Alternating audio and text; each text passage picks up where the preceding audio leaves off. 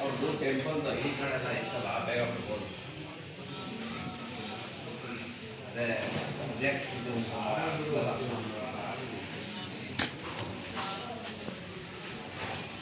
ನೋಡಿ, ಯಾರನ್ನ ಮೊದಲನೇ ಸಲ ಬಂದಿದ್ರೆ ದೇವ್ರ ಬಗ್ಗೆ ವಿಶೇಷ ತಿಳ್ಕೊಳ್ಳಿ. ಮಧ್ಯದಲ್ಲಿ ಕಾಣುವಂತಹ ದೇವರು ಗರುಡ ದೇವರು. ಸ್ವಾಮಿ ಬಲಗೈಯಲ್ಲಿ ಮಹಾವಿಷ್ಣು, ಎಡಗೈಯಲ್ಲಿ ಮಹಾಲಕ್ಷ್ಮಿಯನ್ನ ಹೊತ್ಕೊಂಡಿದ್ದಾರೆ. ಈ ಗರುಡ ದೇವರ ಮೈ ಮೇಲೆ 8 ನಾಗರ ಹಾವಿದೆ. ಅಷ್ಟನಾಗಾಭರಣಾಯ ಅಂತ ಕರೀತಾರೆ. ಏಕಕಾಲದಲ್ಲಿ 8 ರೀತಿಯ ಸರ್ಪದೋಷವನ್ನ ನಾವಿಲ್ಲಿ ನಿವಾರಣೆ ಮಾಡ್ಕೋಬಹುದು.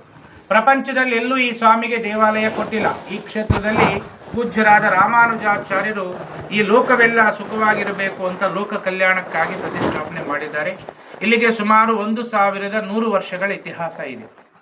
ಯಾಕಪ್ಪ ಇಲ್ಲಿ ಪ್ರತಿಷ್ಠಾಪನೆ ನಡೆದಿದೆ, ಏನು ಕಾರಣ ಅಂದರೆ, ರಾಮಾಯಣ ನಡೆದಂತಹ ಕಾಲದಲ್ಲಿ ರಾವಣ ಸೀತಾದೇವಿಯನ್ನು ಅಪಹರಿಸಿಕೊಂಡು ಲಂಕಾಪಟ್ಟಣಕ್ಕೆ ಹೋಗ್ತಾ ಇರ್ತಾನೆ.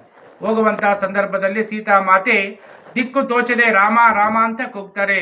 ಆ ಕೂಗನ್ನು ಕೇಳಿಸಿಕೊಂಡು ಜಟಾಯು ಪಕ್ಷಿ ಅಮ್ಮನಿಗೇನೋ ಆಪತ್ತಾಗಿದೆ ಅಂತ ಆ ತಾಯಿನ ಕಾಪಾಡ್ಲಿಕ್ಕೆ ಹೋಗ್ತಾನೆ. ಆಗ ಕೋಪಗೊಂಡ ರಾವಣಾಸುರ ತನ್ನ ಕತ್ತಿಯಿಂದ 2 ರೆಕ್ಕೆಗಳನ್ನು ಹೊಡಿತಾನೆ.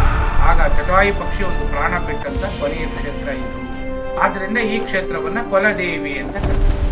ಆ ಒಂದು ಪಕ್ಷಿ ಬಿದ್ದ ಸ್ಥಳದ ಒಂದು ವಿಶೇಷದ ಅಂಗವೇ ಈ ಸ್ವಾಮಿಯ ಪ್ರತಿಷ್ಠಾಪನೆಯಾಗಿದೆ. ಯಾರು ಇವರ ದರ್ಶನ ಮಾಡ್ತಾರೋ ಅವ್ರಿಗೆ ಅದೃಷ್ಟವು, ಯಾರು ಇವರ ಸೇವೆ ಮಾಡ್ತಾರೋ ಅವರಿಗೆ ಸರ್ಪದೋಷ ದೂರವಾಗುತ್ತೆ ಅಂತ ಗರುಡ ಪುರಾಣದಲ್ಲಿ ಬರ್ದಿದೆ. ನಿಮ್ಮ ಸಂಕಲ್ಪ ಏನು ನೆರವೇರಬೇಕಾಗಿದೆ ಭಗವಂತನಲ್ಲಿ ಪ್ರಾರ್ಥನೆ ಮಾಡಿಕೊಳ್ಳಿ.